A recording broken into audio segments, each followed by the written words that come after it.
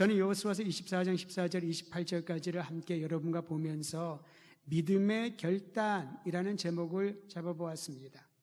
개인적으로는 여호수아, 하나님의 사람 여호수아의 믿음의 결단이기도 하지만 동시에 이스라엘 공동체라고 하는 이스라엘 민족 전체의 믿음의 결단이 오늘 말씀에 기록되어 있습니다. 하나님께로 돌아갈 때가 가까이 온 것을 감지한 110세의 여호수아는 출애굽과 광야를 거쳐 가나안 땅에 정착하게 된 그 역사를 회고해 보았습니다. 여러분, 우리가 인생을 많이 살았다는 것은 그 살아온 흔적들, 기억들, 경험들을 회고할 내용이 많다라는 거겠지요. 그런데 대부분의 경우 우리가 과거의 모든 모습들을 회고해 보면 즐거운 추억들을 회상하거나 또는 이제 이 땅을 떠날 때가 가까이 됐다고 느끼면은 남겨질 가족들에게 당부의 말을 전하고 싶을 것입니다. 유언이라고 말을 하기도 하죠. 그리고 또한 이 땅에서 경험한 인생의 흔적을 더듬으면서 자신의 인생을 정리하는 시간을 갖게 됩니다. 하나님께로 가까이 갈 때가, 주님의 품에 안길 때가 되었다라는 것이 이 세상에서의 삶을 정리하는 시간을 갖게 되는 거죠. 그런데 이제 하나님의 품에 안길 때 가까이 온 여호수아는 자신이 걸어온 삶을 회상을 하면서 하나님 앞에 그리고 이스라엘 백성들 앞에 자신의 신앙을 결단을 합니다. 동시에 이스라엘 백성들에게 믿음의 결단을 촉구를 합니다. 내가 이런 일이 있었어. 이것은 아쉬웠고 이런 것들은 참 좋았어. 내가 여러분들에게 당부하고 싶은 것은 이런 것입니다. 라는 그러한 내용들을 전한 것이 아니라 오히려 자신의 신앙을 하나님 앞에 그리고 백성들 앞에 결단하며 동일하게 백성들에게도 그러한 신앙을 촉구하는 그 내용이 오늘 말씀의 핵심입니다. 그 내용이 여호수아서 24장 14절 전반부에 기록되어 있는데, 여러분, 이 말씀은 여호수아서의 주제일 뿐만 아니라 구약 전체의 주제라고 할 수 있습니다. 우리 함께 여호수아서 24장 14절 말씀 전반부만 읽도록 하겠습니다. 그러므로로 시작하지요. 같이 읽습니다. 시작. 그러므로 이제는 여호와를 경외하며 온전함과 진실함으로 그를 섬기라. 제가 다시 한번 읽어드립니다. 그러므로 이제는 여호와를 경외하며 온전함과 진실함으로 그를 섬기라. 여호수아서의 주제입니다. 구약 전체의 핵심 내용입니다. 나아가 우리의 삶 가운데 기억하고 새겨야 될 말씀입니다. 그러므로 지금까지 내가 살아온 이 인생을 돌아볼 때에 여호와 하나님만을 경외하며 진실함과 온전함으로 그분을 섬기는 것이 나의 신앙이요, 여러분의 신앙이 되기를 원하고 우리의 다음 세대가 가져야 될 삶의 모습이 되기를 원합니다. 이것이 여호수아가 전하고자 했던 핵심적인 메시지였던 것입니다. 계속해서 하나님을 섬기지 못하게 방해하는 것들이 있을 것이라고 여호수아는 말합니다. 24장 14절 하반절과 15절에 보면은 세 가지로 구분하여 말합니다. 그들의 조상들이 갈대아 우르에서 섬기던 신들이 여러분들을 하나님만 섬기지 못하게 방해할 것이라고. 여러분, 가정마다 가풍이 있고요, 또한 가정마다 어떤 전통이 있을 것입니다. 이미 갈대아 우르를 떠난 지가 오래되었지만은, 수백 년이 되었지만은 그들의 뿌리에 면면에 스며져 있는 그러한 문화와 또 갈대아 우르에서 섬겼던 그 신들에 대한 파편과 같은 기억들이 있다라는 것입니다. 여러분, 우리에게는 그리스도 안에서 새로운 신앙, 새로운 생명을 가졌지만은 그리스도 안에 거하는 이 순수한 복음의 신앙을 왜곡시키거나 마치 파편처럼 깊이 숨겨져서 잘못된 방향으로, 즉 기복적인 신앙으로, 샤머니즘적인 신앙으로 이끌어가는 그러한 요인들을 가끔 볼 때가 있지 않습니까? 바로 그 얘기를 하는 거지요. 너희 조상들이 갈대아 우르에서 섬겼던 신들이 너희들을 하나님 섬기지 못하게 방해할 것이다. 두 번째로 애굽에서 섬기는 신들을 경계하라 라고 말합니다. 애굽은 다실론 국가입니다. 그들이 섬기는 신부들은 다양합니다. 동물도 신들이 될 수 있고 천체에 있는 모든 눈에 보이는 것들, 감지하는 것들이 신들이 되어서 그들을 섬기며 그들을 따랐던 것이 애굽에서의 경험이었던 것이지요. 너희의 부모 세대가 섬겼던, 또한 보았던 그런 애굽의 신들을 섬기지 말아라. 그들이 여호와 하나님만 섬기는데 장애물이 될 것이다 말합니다. 또한 세 번째로 이제 가나안 땅에 들어왔는데 이 땅에서 아모리 족속이라고 말합니다면 대표자지요. 대표적으로 아모리 족속들이 섬기는 신들을 제거하라. 그들이 하나님을, 여호와 하나님을 섬기는 너희의 마음을 흔들어 놓을 것이다. 사랑하는 성도 여러분, 진실함과 온전함으로 하나님만을 섬기겠다고 결단할지라도 그 마음을 호시탐탐 뺏어가려고 침범하는 모든 우상들의 공격으로부터 깨어 근신하며 경계를 세우지 아니하면은 자신도 모르는 사이에 하나님에 대한 생각이 멀어지고 불신앙의 삶을 살아갈 수 있다는 것을 도전하고 있는 것입니다. 여호수아가 말한 오직 여호와만 섬기라라는 이 말은 다실론 세계와 세속 문화에 대응하라는 명령입니다. 여러분 여러 번에 걸쳐서 들은 적이 있을 것입니다. 지난번에도 우리 부교육자 설교를 하면서 그 얘기를 했는데요. 요즘 세대는 무종교라고 말하는 사람들이 점차 증가하고 있다고 합니다. 특히 젊은이들 가운데 10명 중에 6명은 종교 자체를 부정을 합니다. 필요하지 않다고 생각을 하지요.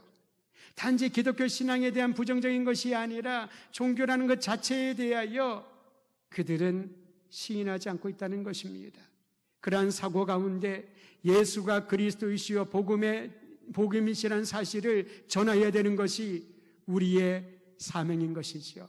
한편으로는 여러분, 신앙의 위기라고 말하는 이 세대가 우리에게는 복음 전도에 참으로 적기인 것을 깨달아 알아야 될 것입니다. 하나님께서는 이 땅에 구원의 복음을 펼쳐주실 때에, 아브라함을 불러주실 때에 그를 영적으로 편안하고 안정적이고 하나님 믿는 그런 문화가 있는 사회에서 그를 부르지 않으셨습니다. 갈대아 우르에서 그를 불러주셨습니다. 하나님의 백성을 애굽에 내려가게 하셔서 그 다실론과 세속 문화 안에서 여호와 하나님을 향한 순전한 신앙을 지킬 수 있도록 주님이 훈련시키고 연단시켰습니다. 이스라엘 역사 가운데 그들의 죄악으로 바벨론 포로가 되었지만은 바벨론 포로 70년 기간을 통하여 하나님은 더욱더 하나님만을 향한 신앙을 지킬 수 있도록 그들을 정화시키고 영적인 훈련을 시켜주시고 놀라운 부흥의 역사를 일으켜 주셨습니다. 우리가 살고 있는 21세기 종교 자체를 부정하고 신앙에 대하여 관심이 없는 이 세대를 향하여 예수 그리스도의 생명의 말씀을 순전히 전할 수 있는 그런 계기가 된 줄을 알고 용기와 믿음을 가지고 전진 또 전진하시기를 주님의 이름으로 부탁드립니다. 여호수아는 유일한 구원자이신 하나님께 헌신하라고 강력하게 도전을 하니 백성들이 그 말에 감동을 받습니다. 그리고 여호수아의 말을 따라서 오직 여호와 하나님만 섬기겠다라고 그들은 다짐을 합니다. 아름다운 모습이지요. 근데 여러분, 그 반응에 여호수아는 흔들리지 않았습니다. 이스라엘 백성들이 여호수아의 말을 따라 하나님만 섬기겠다고 다짐했지만은 여호수아는 다시 한번 그들의 결단을 점검합니다. 마치 돌다리를 두드리는 심정으로 그들이 그저 분위기에 휩싸여서 이제 여호수아 그들의 지도자가 하나님 품에 안길 때가 가까이 오자 그저 그를 위로하기 위하여 우리가 잘 믿겠습니다, 우리가 하나님만 섬기겠습니다라고 말하는 것은 아닌지 점검하고자 했던 것이지요. 사람은 감정이 강합니다. 아무리 나는 이성적이고 냉철하다 하더라도 감정이 앞서는 것을 부인할 수 없을 것입니다. 한 번, 두 번은 누를 수 있겠지만은 내 감정이 틀어지기 시작을 하면 내가 믿겠다라고 다짐했던 말도 번복하는 것이 우리 아니겠습니까?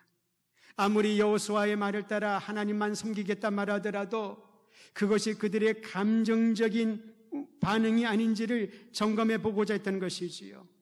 때로는 아무 문제가 없고 대적들이 다 물러가고 안정적인 그런 날이 지금 왔기 때문에 이스라엘 백성들은 그저 우리가 하나님을 섬기는 것이 좋고 안전하고 행복하다고 그렇게 반응할 수도 있었다는 것입니다. 그러기에 오히려 여호수아는 모든 문제가 없다고 여기고 모든 것이 안정된 그 상황에서 이스라엘 백성들의 뿌리를 흔드는 메시지를 전합니다. 바로 그것은 너희가 하나님을 의지하지 아니하면 하나님이 복을 내리신 후에도 너희를 징벌하실 것이다. 하나님을 섬기겠다는 이 입술의 고백이 삶의 고백이 되지 아니하면 지금 경험하고 있는 안정을 하나님이 거두어 가시고 고난의 구덩이에 다시 연단시킬 것이다. 경고의 메시지를 주었던 것이지요. 성도 여러분, 하나님이 버려주실까 두려워서 주님을 섬긴다는 것은 그것은 하나님을 잘 알지 못하기 때문에 말하는 것일 겁니다. 하나님이 주시고자 하는 것은 재앙이 아니라 희망이요, 번영이요, 복입니다. 그러나 하나님의 복을 받았는데 오히려 하나님을 잊어버리고 우상을 숭배하고 주님을 멀리하고 살아간다면은 주께서는 그 백성을 돌이키기 위하여 징계하시고 채찍을 드신다는 거지요. 오늘 이 주님의 뜻을 여호수아는 전하고 있는 것입니다. 여호수아는 재차 하나님에 대하여 이스라엘 백성들이 이렇게 말합니다. 19절입니다.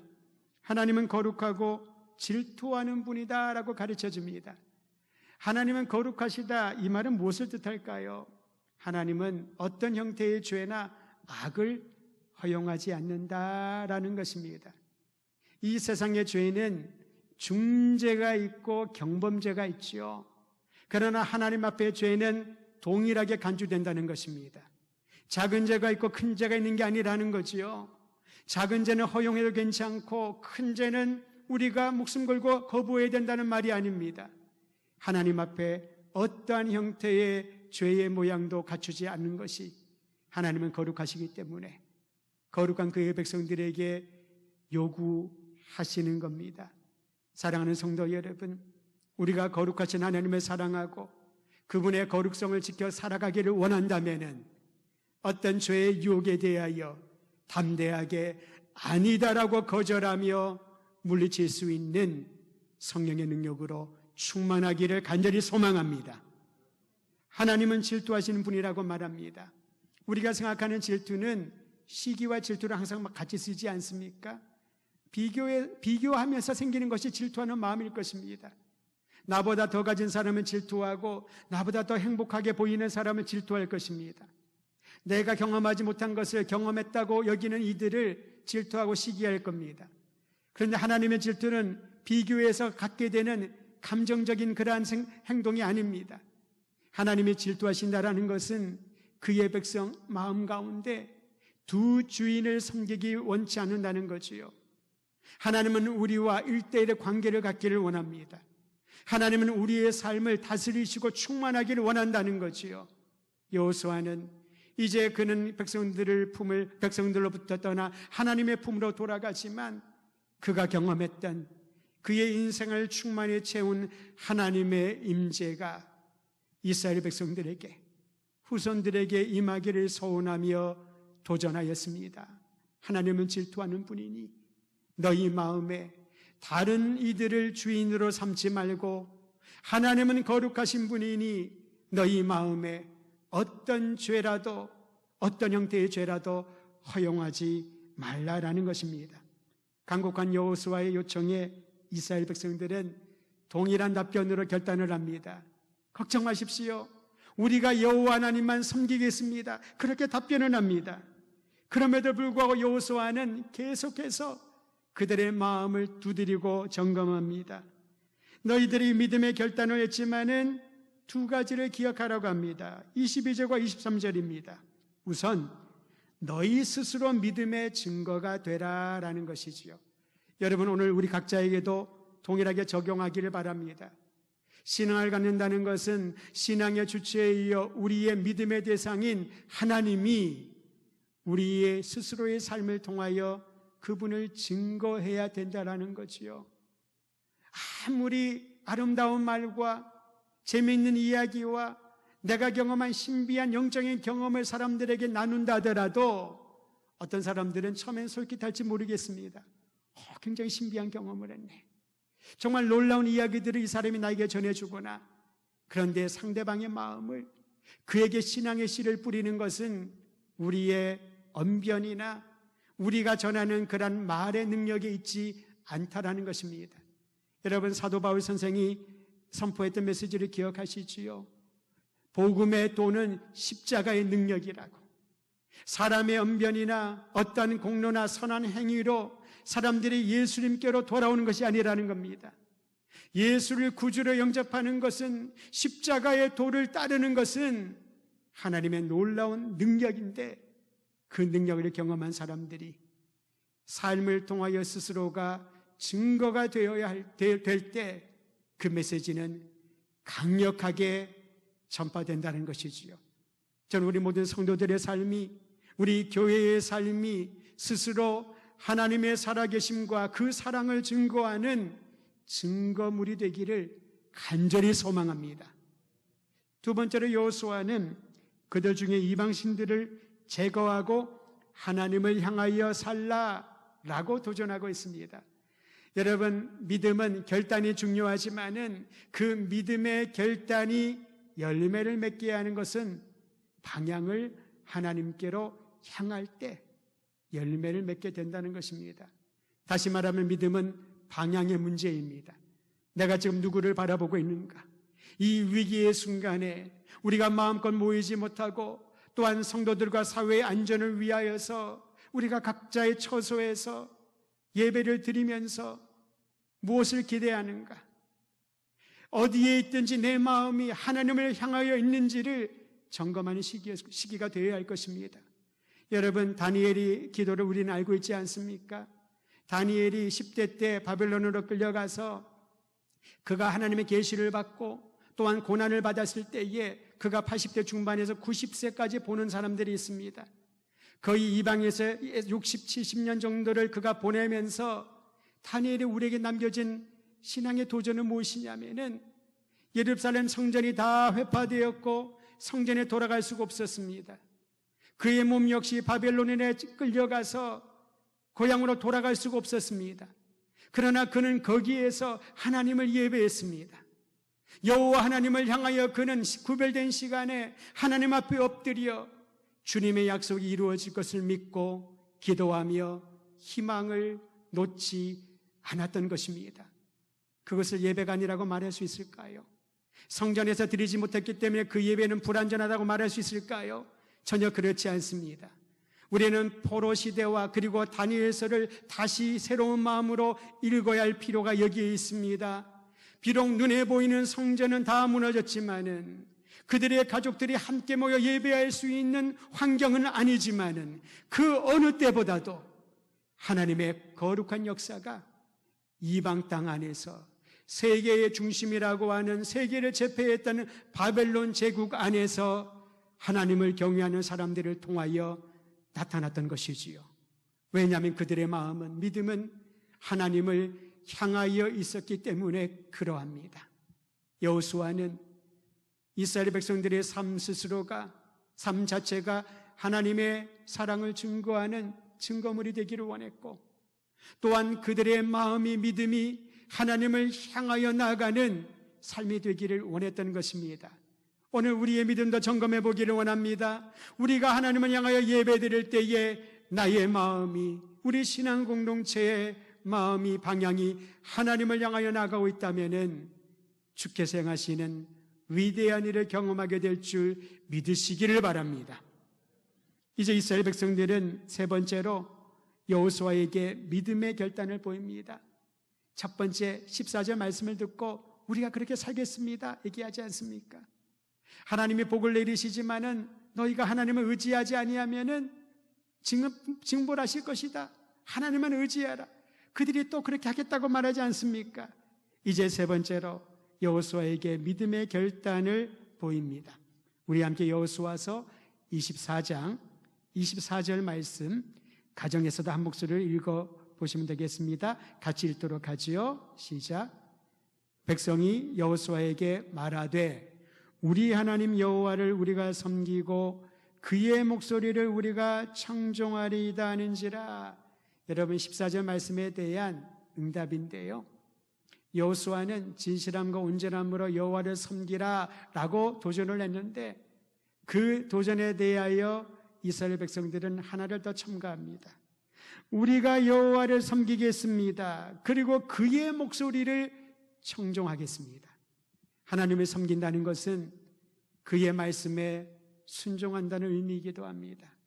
순종한다는 것은 내 모든 것을, 나의 의지와 나의 삶과 나의 건강과 내가 가지고 있는 모든 것을 하나님이 주셨다고 믿고 주님 앞에 온전히 드리는 것이 철저한 순복이요 순종의 마음인 것이지요. 여호수아는 이스라엘 백성들로부터 하나님의 말씀에 그분의 음성에 순종하는 삶으로 나아가게 하기 위하여 이렇게 3번에 걸쳐서 도전한 것으로 보입니다. 오늘 우리도 동일한 마음으로 주님 앞에 고백하기를 바랍니다. 살아계신 하나님만을 내가 섬기고 주님의 말씀에 순종하기를 원하나이다. 내 목소리를 높이지 않고 잠잠히 주님의 음성을 들을 수 있도록 귀와 마음을 열겠나이다. 내가 주를 위하여 무엇을 하겠다라고 사생결단하지 않고 오히려 세밀하게 말씀하시는 주님의 뜻에 순복하여 온전한 헌신을 진실된 마음으로 보이겠나이다. 이러한 믿음의 결단이 저와 여러분과 우리 교회 안에 있기를 간절히 소망합니다. 그제야 여호수아는 이스라엘 백성들을 세겜에 모아서 언약을 체결합니다. 그게 바로 25절 이하이지요. 언약을 갱신하는 데 있어서 세겜이라고 하는 장소가 참 중요합니다. 이 세겜은 하나님이 아브라함을 부르시고 가나안 땅으로 이끌어 주셨을 때에 아브라함이 하나님을 만났던 그런 장소가 세겜입니다. 후에 아브라함의 손자였던 야곱이 이 세겜 근처에 소유지를 마련하고 그가 함께 가족들과 생활했던 곳이기도 하지요. 애굽에서 출애굽을 할 때에 출애굽 한참 전이었지요. 요셉은 예언자적인 그런 말을 남깁니다. 내가 죽으면은 내 유고를 가지고 애굽에서 나갈 때에 내 유고를 가지고 나가달라고. 400년 이후에 일어난 일을 하나님의 사람 요셉은 예언을 했던 것이지요. 애굽에서 가지고 온 요셉의 유고를 안치한 곳이 세겜이기도 합니다. 다시 말하면 하나님께서는 말씀하신 바를, 주의 사람들을 통하여 말씀한 내용들을 성취하시는 분이라는 그러한 영적인 의미가 있는 곳이, 영적인 유산이 쌓여 있는 도시가 세겜이었던 것입니다. 세겜의 여호수아는 모든 이스라엘 백성들을 모으고 그들을 위하여 율례와 법도를 제정했습니다. 율례와 법도라고 하는 것은 살아갈 삶의 지침인 것이지요. 여호와 하나님만을 섬기고 그분의 음성에 순종하는 것이 삶의 기초라면은 그런 삶을 살아야 될 여러 가지 지침들을 알려줍니다. 그리고 율법책에 그가 말한 모든 일들을 이스라엘 백성들이 응답한 이 모든 믿음의 결단을 기록해 놓았습니다. 그리고 성소 곁 상수리나무 아래에 큰 돌을 세워 징표로 삼았습니다. 율례를 가르쳐주고 일어난 일들을 기록하여 사람들에게 기억나게 하고 큰 돌을 세워 기념비적인 영적인 징표로 삼아 놓았습니다. 우리는 누군가의 업적을 기리기 위하여 기념비를 세우지 않습니까? 그러나 성소 옆 상수리나무 아래 세운 이 큰 돌은 누군가를 기념하는 기념비가 아니었습니다. 모세의 업적을 기억하거나 여호수아의 업적을 기억하는 그런 기념비가 아니었다는 것입니다. 이 큰 돌에 대하여 여호수아는 이렇게 말합니다. 24장 27절도 우리 함께 읽도록 하지요. 시작. 모든 백성에게 이르되 보라, 이 돌이 우리에게 증거가 되리니 이는 여호와께서 우리에게 하신 모든 말씀을 이 돌이 들었음이니라. 그런즉 너희가 너희의 하나님을 부인하지 못하도록 이 돌이 증거가 되리라. 여러분 너무 신비한 말을 하지 않습니까?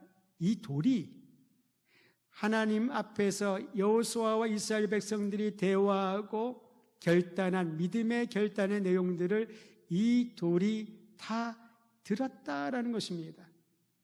굉장히 상징적인 의미, 영적인 의미가 이 돌에 있다라는 것이지요. 돌이 무생물체가 뭘 듣겠습니까? 그래서 우리가 기억하기 위해서 거기에 업적을 새겨놓잖아요. 근데 성경에 보면은 어떤 글을 새겨놓은 것이 아닙니다.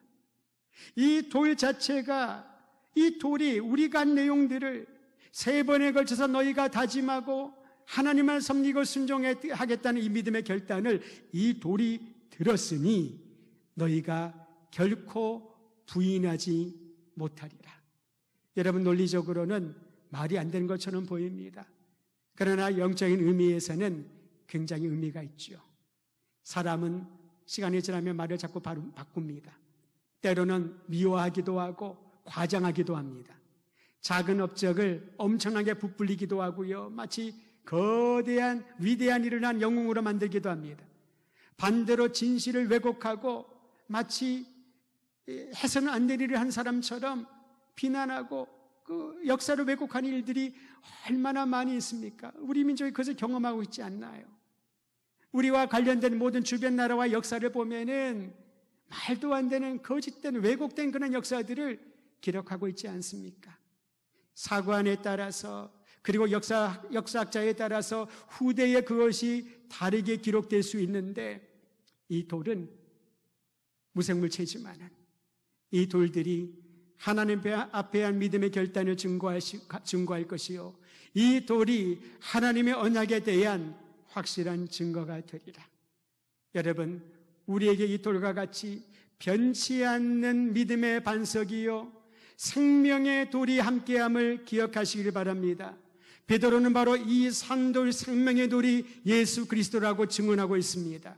그런데 우리 주님은 이 돌처럼 무생물체가 아니지 않습니까? 지금 살아계셔서 우리와 함께 하시며 우리에게 말씀하시고 십자가와 부활의 능력을 날마다 깨우쳐 주시고 감동 감화시켜 주시는 하나님이시기에 그분이 바로 우리에게 하나님의 약속을 잊지 않도록 하나님께 드린 믿음의 결단이 허무해지지 않도록 기억나게 하실 것입니다.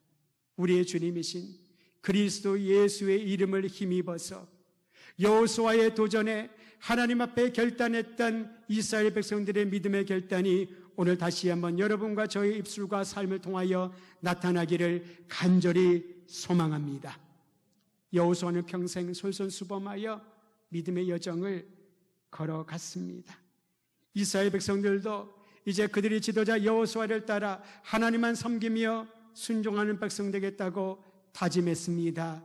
이제 이후로 어떻게 살아야 할지는 그들의 손에 달려있는 것이지요.